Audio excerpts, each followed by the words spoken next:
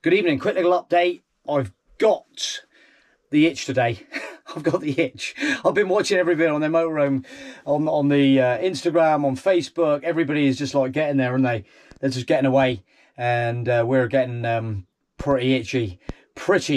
And anyway, I was lying in bed last night. Quick little story I wanted to show you. At the intro, you saw me just doing a few little checks, topping up the water, offering frost protection. That's been locked out for a while, and the water's been emptied. So so in with that, top up the water, round the tyre pressures, quick wash off, quick chamois down. I'm going to get in the shower in a minute. It's been a long day, but anyway, hey ho, that's life. So I was lying in bed last night and I was like thinking, how the motorhome just introduced you to some incredible people.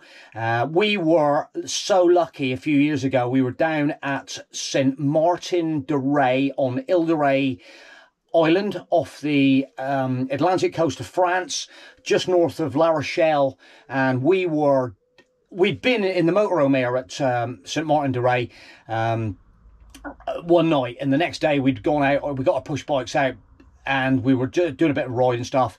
We were just on our way back, and there was a barrier that got you into the motorhome area at just on the outside of the town. Perfect little spot, little bit tight. It was quite a little tight spot, but it was okay. It was cool. It was a few years ago now, so I'm just sort of like trying to recollect it a little bit. And we were just returning to the camper park, and there was a guy with an old Pilotti.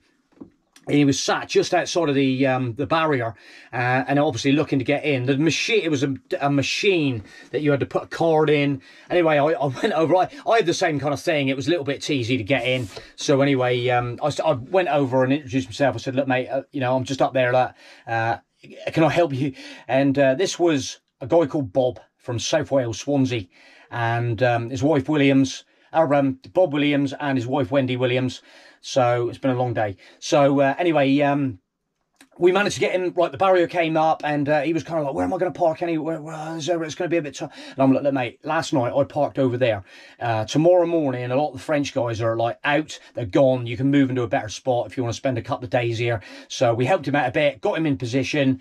Anyway, later on in the afternoon, we let him get sorted out, and we ended up having a beer together. And there was another guy actually on the same camper park.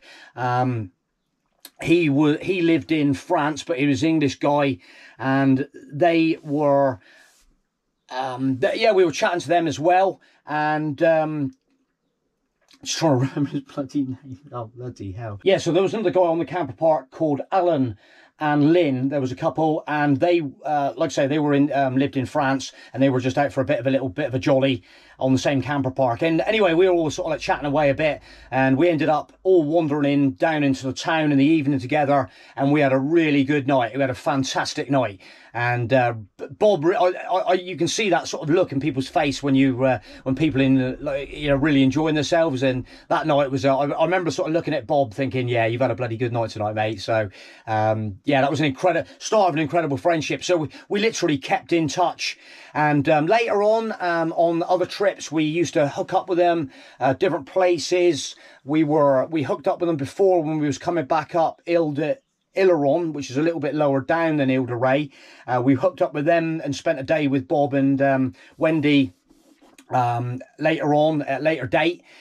So anyway, then another summer we were heading across, and we got held up a bit in the stack. They had stacking up all the lorries up the M20, and we had a bit of a late night, to be fair. It was a real late night, and we managed to, what do we do there? We were heading down to Marine Parade at Dover, and we got there really late, parked up on the front as you do, and there was a lot of like road noise and stuff, so we didn't get the best night's sleep. You know what I'm saying, when you don't get a really good night's sleep, cars going by, trying to get to sleep, you really need that sleep. So anyway, then we had to get up in the morning pretty early, get on the ferry, over we went. And anyway, we met up with Bob and Wendy at a place called Burgess. I don't know if I pronounced that right, but a free camper air, just still in France. Only Burgess, what's that, half an hour from the ferry port, so not too bad. So anyway, they were already there. So we met up with them guys there, and we ended up having a quick coffee together. We were sharing what we were doing itinerary-wise. I was heading down to Stuttgart, and we were going to go to the Mercedes-Benz Museum, which I told Bob about, which he was really interested about. He was going to head up to Adenkirk. He was going up to get his fags and stuff up to back XL up at in Belgium, just over the border into Belgium. And so we're kind of, oh, yeah, okay, mate, no worries. Well, we had a really late night tonight. I'm heading for Rochefort, down the bottom of Belgium, to drink. I'm going to sit in the sun, chill out, drink some Belgian beer, and just catch up on me rest a little bit. So he said, oh, good plan, Joff, you know, might even catch you later. Sounds a good plan. And lo and behold, we shot on down to Rochefort, and later on, we got a text from Bob, said, won't be long, and get some beers out of the fridge. So Chimay Fresh. So yeah, Chimay Blue, Rochefort Trappist, number 10. And anyway, yeah, so we ended up sitting in the sun together. The next day, we went off for a little bit of a walk, and Wendy ended up coming with us. Bob stayed back at his camper chilling out, and we took Wendy on a bit of a hike round Rochefort, trying to find the Trappist monastery. Ended up doing about 10 miles, I think, so it was a bit hectic. She was in her little tiny shoes, like flash shoes, like, oh my God. So anyway, it was a cracking day, cracking memory. And anyway, we shot on down to Stuttgart, and they sort of like were lowering the pace a bit. So we're like, yeah, we got a lot to cram in. We're always on this. We're gumball motorhomers, you know, gumball rally. Let's get going. Let's see, conquer the world, you know. So anyway, then we ended up down at Stuttgart. It was amazing. We were posting a load of pictures on Facebook that Bob obviously saw, inspired him. He was down there. He ended up. We'd already like gone on further. I can't remember where we ended up now. Anyway, but that's besides the point. So Bob ended up down there, and he just lapped it up. It was just a beautiful place. The museum at Stuttgart, Mercedes-Benz, if you're into cars, transport, buses, trucks, whatever, it's a place to go. And he had a fantastic time. He left there, he went on, he was into like racing cars and stuff, and ended up going on down to Italy, down to Monza. And they had a great trip, doing some race circuits and stuff.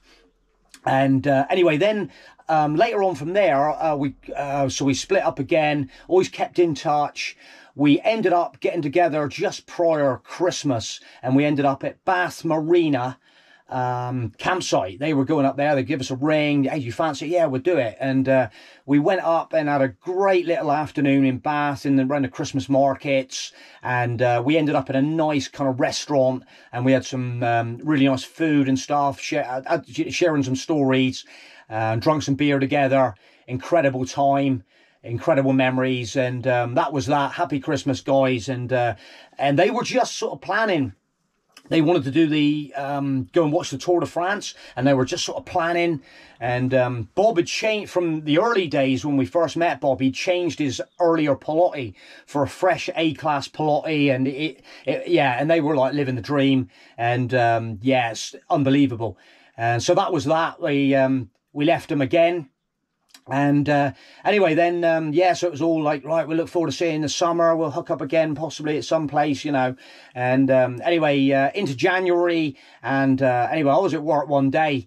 And anyway, I think it was a Monday morning. It was atrocious weather.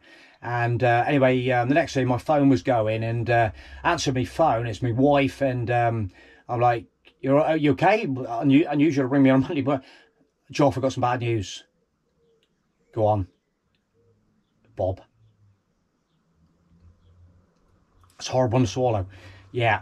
Yeah, then, like I say, the memories of that, you know, like, it just flashes in front of you. Yeah. Yeah, it was a really unbelievable shock. Yeah, terrible. And it was like, he had stuff to do. He had a lot to do. And still had a lot to do in his life and stuff. And, you know, and all of a sudden it just kicked into me, and you just got to bloody, you've got to grab it while you can. You've got to grab it while you can. It was so sad. Wendy drove, but the camper was going to be far too, but they had, you know, it was a team, it was togetherness, you know, so there was no way.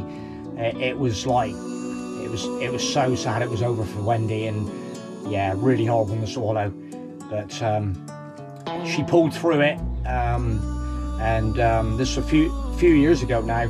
But yeah, well, to be honest, every time I go, I have been back to Camping La Roches at Rochefort, where we spent that sort of like afternoon. When we go down that way, I've been back there, and it's like never quite the, you know, like you go back, and well, the memory for us is drinking beer in the sun with Bob, and that is the kind of people you meet on the motorhome trips, and that is like a big, yeah, prominent one there.